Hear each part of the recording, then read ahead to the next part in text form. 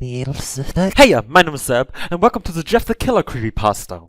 Excerpt from a local newspaper. Ominous unknown killer is still at large. After a few weeks of unexplained murders, the ominous unknown killer is still on the rise. After little evidence has been found, a young boy states that he survived one of the killer's attacks and bravely tells the story. I had a bad dream and I woke up in the middle of the night, says the boy. I saw that for some reason the window was open, even though I remember it being closed before I went to bed. I got up and shut it once more. Afterwards I simply crawled under my covers and tried to get back to sleep. That's when I had a strange feeling like someone was watching me. I looked up and nearly jumped out of my bed. There, in the little ray of light, illuminating from between my curtains, were a pair of two eyes. These weren't regular eyes, they were dark, ominous. They were bordered in black and just plain out terrified me. That's when I saw his mouth. A long, horrendous smile that made every hair on my body stand up. The figure stood there, watching me, and finally what seemed like forever he said it.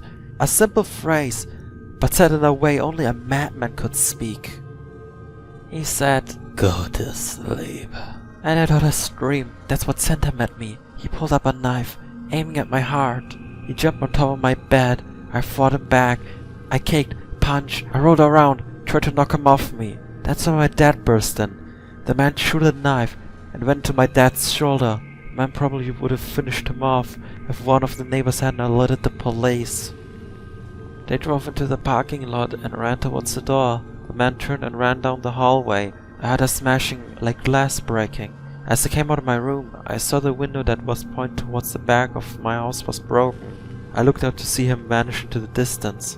I can tell you one thing, I will never forget that face, those cold, evil eyes, and a psychotic smile. They will never leave my head. Police are still on the look for this man. If you see anyone that fits the description in this story, please contact your local police department.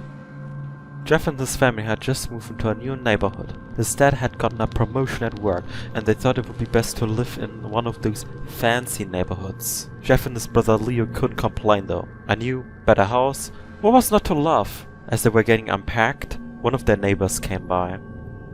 "Hello," she said. "I'm Barbara. I live across the street from you. Well, I just wanted to introduce myself and to introduce my son. She turns around and calls her son over. Billy, these are our new neighbors." Billy said hi and ran back to play in his yard. "Well," said Jeff's mom, "I'm Margaret, and this is my husband Peter, and my two sons Jeff and Leo." They each other introduce themselves, and then Barbara invites them to her son's birthday. Jeff and his brother were about to object when their mother said that they would love to. When Jeff and his family are done packing, Jeff went up to his mom. Mom, why would you invite us to some kid's party? Have you ever noticed? I'm not some dumb kid. "Jeff," said his mother, "we just moved here. Should show that we want to spend time with our neighbors. Now, we're going to that party and that's final." Jeff started to talk but stopped himself, knowing that he couldn't do anything. Whenever his mom said something, it was final. He walked up to his room and plopped down on his bed. He sat there looking at the ceiling when suddenly he got a weird feeling. Not much pain, but a weird feeling. He dismissed it as just some weird feeling. He heard his mother call him down to get his stuff, and he walked down to get it. The next day, Jeff walked downstairs to get breakfast and got ready for school. As he sat there eating his breakfast, he once again got that feeling. This time it was stronger. It gave him a slight tugging pain, but he once again dismissed it. As he and Leo finished breakfast, they walked down the bus stop. They sat there waiting for the bus. And then, all of a sudden, some kid on a skateboard jumped over them, only an inch above their laps. They both jumped back in surprise. "Hey, what the hell?" The kid landed and turned back to them. He kicked his skateboard up and caught it with his hands. The kid seems to be about 12, 1 year younger than Jeff. He wears an Aeropostale shirt and ripped blue jeans. Well, it looks like we got some new meat." Suddenly 2 other kids appeared. One was super skinny and the other one was huge. "Well, since you're new here, I'd like to introduce ourselves. Over there's Keith." Jeff and Leo looked over to the skinny kid. He had a dopey face that you would expect a sidekick to have. "And here's Troy." They looked over to the fat kid. Talk about a tub of lard. This kid looked like he hadn't exercised since he was crawling. "And I," said the first kid. "am Randy. Now for all the kids in this neighborhood, there's a small prize for bus fare. if you catch my drift. Leo stood up, ready to punch the light out of the kid's eyes when one of his friends pulled a knife on him. Tisk, tisk, tisk. I'd hope you would be more cooperative, but it seems you must be doing this the hard way. The kid walked up to Leo and took his wallet out of his pocket. Jeff got the feeling again. Now it was truly strong, a burning sensation. He stood up, but Leo gestured him to sit down. Jeff ignored him and walked up to the kid. Listen here, you little punk. Give back my bro's wallet or else. Randy put the wallet in his pocket and pulled out his own knife. Okay, and what will you do? Just as he finished the sentence, Jeff popped the kid in his nose. As Randy reached for his face, Jeff grabbed the kid's wrist and broke it. Randy screamed and Jeff grabbed the knife from his hand. Troy and Keith rushed Jeff, but Jeff was too quick. He threw Randy to the ground. Keith lashed out at him, but Jeff ducked and stabbed him in the arm. Keith dropped his knife and fell to the ground screaming. Troy rushed to him too, but Jeff didn't even need the knife. He just punched Troy straight in the stomach and Troy went down. As he fell, he pucked all over. Leo could do nothing but look in amazement at Jeff. Jeff, how'd you... was all he said. They saw the bus coming and knew they'd be blamed for the whole thing, so they started running as fast as they could. As they ran, they looked back and saw the bus driver rushing over to Randy and the others. As Jeff and Leo made it to school, they don't dare tell what happened. All they did was sit and listen. Leo just thought of that as his brother beating up a few kids. But Jeff knew it was more. It was something scary. As he got that feeling, he felt how powerful it was, the urge to just hurt someone. He didn't like how it sounded, but he couldn't help feeling happy. He felt that strange feeling go away and stay away for the entire day of school, even as he walked home due to the whole thing near the bus stop, and how now he probably wouldn't be taking the bus anymore. He felt happy. When he got home, his parents asked him how the day was, and he said in a somewhat ominous voice, "It was a wonderful day."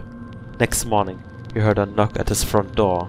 He walked down to find 2 police officers at the door, his mother looking at him with an angry look. Jeff, these officers tell me you attacked 3 kids, that it wasn't regular fighting, that they were stabbed. Stabbed, son! Jeff's gaze fell to the floor, showing his mother that it was true. "Mom, they were the ones who pulled the knife on me and Leo." "Son," said one of the cops, "we found 3 kids, 2 stabbed, 1 having a bruise on his stomach, and we have witnesses proving that you fled the scene. Now what does that tell us?" Jeff knew it was no use. He could say him and Louis had been attacked, but then there was no proof it was not them who attacked first. They couldn't say they weren't fleeing, because truth be told they were, so Jeff couldn't defend himself or Leo. "Son, call down your brother." Jeff couldn't do it since it was he who beat up all the kids. "Sir, it wasn't me. I was the one who beat up the kids. Leo tried to hold me back, but he couldn't stop me." The cop looked at his partner, and they both nodded. "Well, kid, looks like a year in juvie." Wait! They all looked up to see him holding a knife. The officer pulled their guns and locked on Louis. It was me! I beat up those little punks.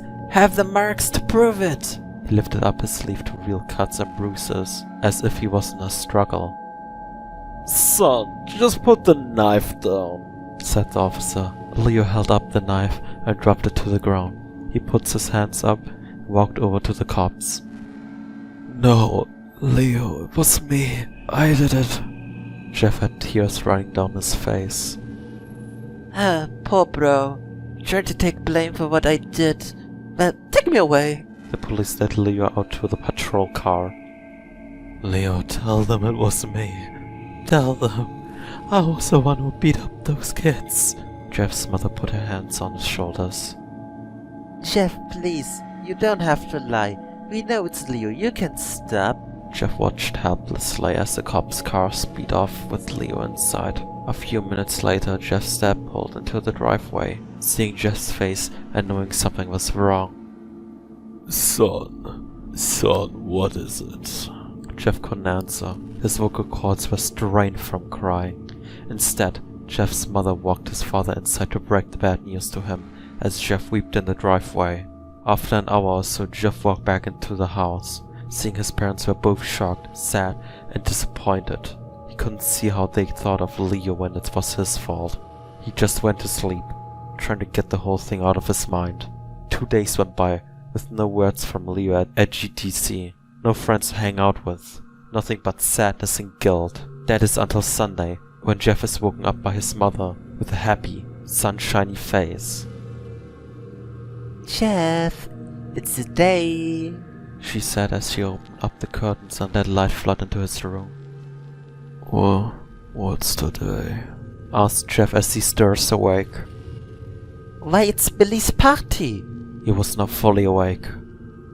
Mom, you're joking, right? You don't expect me to go to some kid's party after... There was a long pause. Jeff, we both know what happened. I think this party could be the thing that brightens up the past days.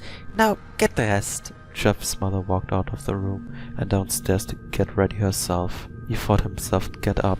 He picked out a random shirt and pair of jeans and walked downstairs. He saw his mother and father all dressed up, his mother in a dress and his father in a suit. He thought why they would ever wear such fancy clothes to a kid's party. Son, is that all you're going to wear? Said Jeff's mother. Better than wearing too much, He said. His mother pushed down the feeling to yell at him and hid it with a smile. No, Jeff, we may be overdressed, but this is how you go if you want to make an impression, said his father. Jeff grunted and went back up to his room. I don't have any fancy clothing, He yelled downstairs. Just pick out something. Called his mother. He looked around his closet for what he would call fancy. He found a pair of black dress pants he had for special occasions and an undershirt. He couldn't find a shirt to go with it though. He looked around and found only striped and patterned shirts, none of which go with dress pants. Finally he found a white hoodie and put it on. You're wearing that? They both said. His mother looked at her watch. Oh, no time to change. Let's go. She said as she herded Jeff and his father out the door. They crossed the street over to Barbara's and Billy's house. They knocked on the door and at it appeared Barbara, just like his parents, way overdressed. As they walked inside, all Jeff could see were adults, no kids. The kids are outside in the yard. Jeff, how about you go and meet some of them? Said Barbara. Jeff walked outside to a yard full of kids. They were running around in weird cowboy costumes and shooting each other with plastic guns. He might as well be standing in a Toys R Us. Suddenly a kid came up to him and handed him a toy gun and hat. Hey, wanna play? He said. No, kid. I'm way too old for this stuff. The kid looked at him with that weird puppy dog face. Please? Said the kid. Fine, Said Jeff. He put on the hat and started to pretend to shoot at the kids. At first he thought it was totally ridiculous, but then he started to actually have fun. It might not have been super cool, but it was the first time he had done something that took his mind off Leo. So he played with the kids for a while until he heard a noise. A weird rolling noise. Then it hit him. Randy, Troy, and Keith all jumped over the fence on their skateboards. Jeff dropped the fake gun and ripped off the hat. Randy looked at Jeff with a burning hatred. Hello, Jeff, isn't it? He said. We have some unfinished business. Jeff saw his bruised nose. I think we're even. I beat the crap out of you, and you get my brother sent to JTC. Randy got an angry look in his eyes. Oh no, I don't go for even. I go for winning. You may have kicked our asses that one day, but not today. As he said that, Randy rushed at Jeff. They both fell to the ground. Randy punched Jeff in the nose and grabbed him by the ears and head-butted him. Jeff pushed Randy off him and both rose to their feet. Kids were screaming and their parents were running out of the house. Troy and Keith both pulled guns out of their pockets.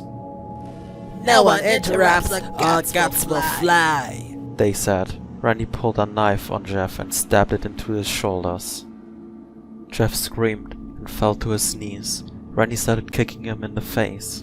After 3 kicks, Jeff grabbed his foot and twisted it, causing Randy to fall to the ground. Jeff stood up and walked towards the back door. Tori grabbed him. Need some help? He picks Jeff up by the back of the collar and shows him to the patio door. As Jeff tries to stand, he is kicked down to the ground. Randy repeatedly starts kicking Jeff until he starts to cough up blood. Need some help? He picks Jeff up by the back of the collar and shows him to the patio door. As Jeff tries to stand, he is kicked down to the ground. Randy repeatedly starts kicking Jeff until he starts to cough up blood.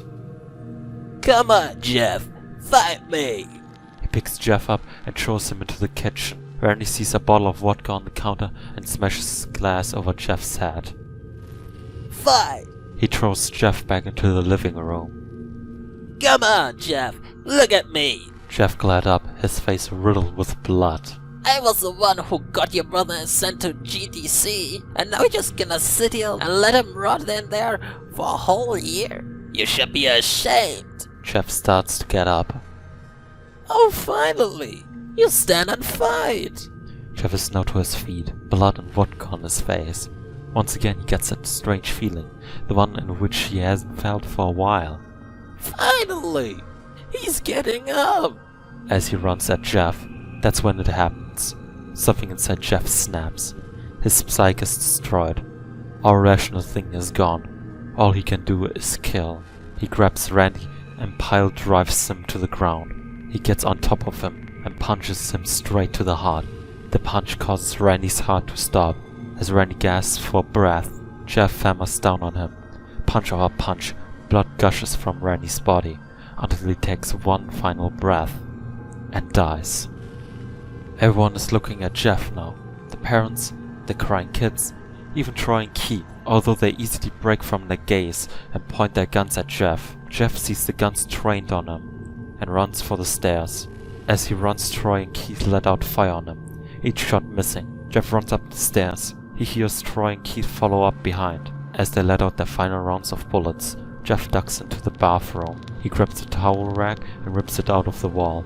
Troy and Keith race in, knives ready. Troy swings his knife at Jeff, who backs away and bangs the towel rack into Troy's face. Troy goes down hard, and now all that's left is Keith. He is more agile than Troy though, and ducks when Jeff swings the towel rack. He drops the knife and grabs Jeff by the neck. He pushed him into the wall. A thing of bleach fell down on top of him from the top shelf. It burned both of them, and they both started to scream. Jeff wiped his eyes as best as he could. He pulled back the towel rack and swung it straight into Keith's head. As he lay there, bleeding to death, he let out an ominous smile. "What's funny?" asked Jeff. Keith pulled out a lighter and switched it on. What's funny He said. is that you're covered in bleach and alcohol. Jeff's eyes widened as Keith threw the lighter at him. As soon as the flames made contact with him, the flames ignited the alcohol in the vodka. While the alcohol burned him, the bleach bleached his skin. Jeff let out a terrible screech as he caught on fire. He tried to roll out the fire, but it was no use. The alcohol made him a walking inferno. He ran down the hall and fell down the stairs. Everyone started screaming as they saw Jeff, now a man on fire, drop to the ground, nearly dead. The last thing Jeff saw was his mother and the other parents trying to extinguish the flame. That's when he passed out. When Jeff woke up, he had a cast wrapped around his face. He couldn't see anything, but he felt a cast on his shoulder and stitches all over his body. He tries to stand up, but he realized there was some tube in his arm, and when he tried to get up, it fell out, and a nurse rushed in. I don't think you can get out of bed just yet, She said as she put him back in his bed and reinserted the tube. Jeff sat there with no vision, no idea what his surroundings were. Funny, after hours, he heard his mother. Honey, are you okay? She asked. Jeff couldn't answer though. His face was covered. He was unable to speak. Oh, honey, I've great news. After all the witnesses told the police that Randy confessed of trying to attack you, they decided to let Leo go. This made Jeff almost bolt up, stopping halfway, remembering the tube coming out of his arm. He'll be out by tomorrow, and then you two will be able to be together again. Jeff's mother hugs Jeff and says her goodbyes. The next couple of weeks were those where Jeff was visited by his family. Then came the day where his bandages were to be removed. His family members were all there to see it, what he would look like. As the doctors unwrapped the bandages from Jeff's face, everyone was on the edge of their seats. They waited until the last bandage holding the cover over his face was almost removed. Let's hope for the best, said the doctor. He quickly pulled the cloth, letting the rest fall from Jeff's face. Jeff's mother screams at the sight of his face. Leo and Jeff's dad stare awestruck at his face. What happened to my face? Jeff said. He rushed out of bed and ran to the bathroom. He looked into the mirror and saw the cause of the distress. His face. It's horrible. His lips were burned to a deep shade of red. His face was turned to a pure white color, and his hair sinked from brown to black. He slowly put sand to his face. It had a sort of leathery feel to it now. He looked back at his family, and then back to the mirror. Jeff, Said Leo. it's not that bad. Not that bad, said Jeff. It's perfect. His family was equally surprised. Jeff started laughing uncontrollably. His parents noticed that his left eye and hand were twitching.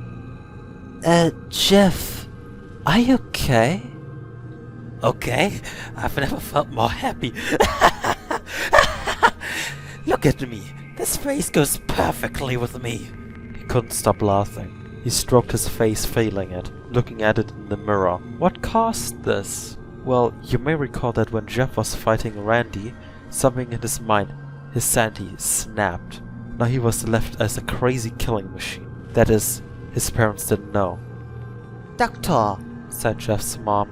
is my son alright? You know, in the head? Oh yes, this behavior is typical for patients that have taken a very large amount of painkillers. If his behavior doesn't change in a few weeks, bring him here and we'll give him a psychological test. Okay, thank you, Doctor. Jeff's mother went over to Jeff. Jeff, sweetie, it's time to go. Jeff looks away from the mirror. His face still formed into a crazy smile. Okay, mommy. His mother took him by the shoulder and took him to get his clothes. This what came in, said the lady at the desk. Jeff's mom looked down to see the black dress pants and white hoodie her son wore. Now they were clean of blood and no stitched together. Jeff's mother led him to his room and made him put his clothes on. Then they left, not knowing that this was their final day of life. Later that night, Jeff's mother woke to a sound coming from the bathroom. It sounded as if someone was crying. She slowly walked over to see what it was. When she looked into the bathroom, she saw a horrendous sight. Jeff had taken a knife and carved a smile into his cheeks. Jeff, what are you doing? Asked his mother. Jeff looked over to his mother. I couldn't keep smiling, Mommy. It hurt after a while. Now I can smile forever. Jeff's mother noticed his eyes, ringed and black. Jeff, your eyes. His eyes were seemingly never closing. I couldn't see my face. I got tired and my eyes started to close. I burned out the eyelids so I could forever see myself, my new face. Jeff's mother slowly started to back away, seeing that her son was going insane. What's wrong, Mommy? Aren't I beautiful? Yes, son. She said. Yes, you are. Let me go get Daddy so he can see your face. She ran to the room and shook Jeff's dad from his sleep. Honey, get gone, She stopped as she saw Jeff in the doorway, holding a knife. Mommy, you lied. That's the last thing they hear as Jeff rushes them with the knife, gutting both of them. His brother Leo woke up, startled by some noise. He didn't hear anything else, so he just shut his eyes and tried to go back to sleep. As he was on the border of slumber, he got the strangest feeling that someone was watching him. He looked up before Jeff's hand covered his mouth. He slowly raised the knife, ready to plunge it into Leo. Leo trashed here and there, trying to escape Jeff's grip. Jeff said, "Just go to sleep." His brother Leo woke up, startled by some noise. He didn't hear anything else, so he just shut his eyes and tried to go back to sleep. As he was on the border of slumber, he got the strangest feeling that someone was watching him. He looked up before Jeff's hand covered his mouth. He slowly raised the knife, ready to plunge it into Leo. Leo trashed here and there, trying to escape Jeff's grip. Jeff said, "Just go to sleep."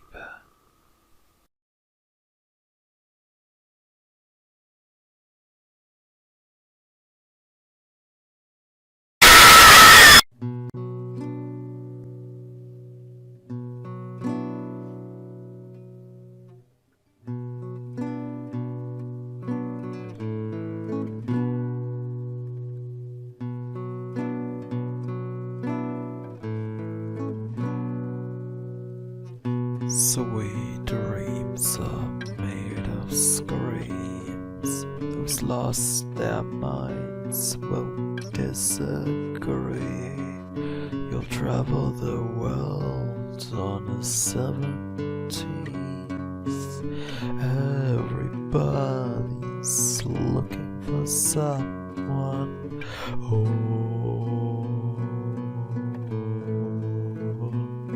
let me go.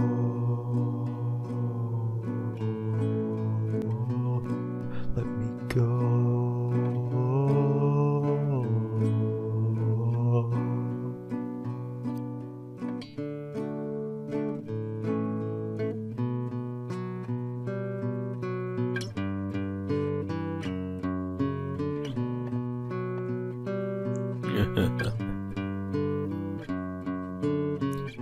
Sweet dreams are made of screams.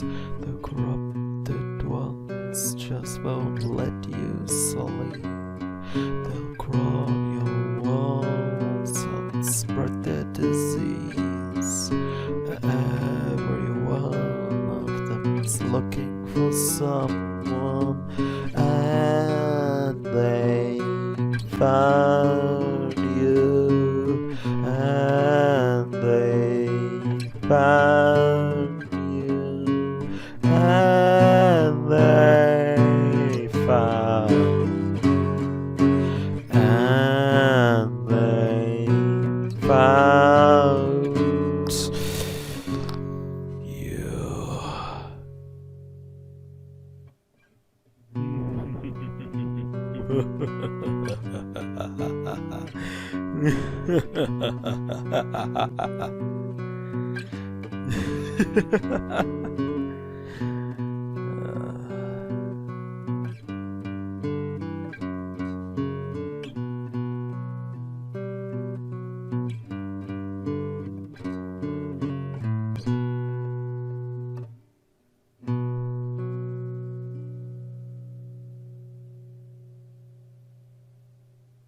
And don't forget, we'll meet each other.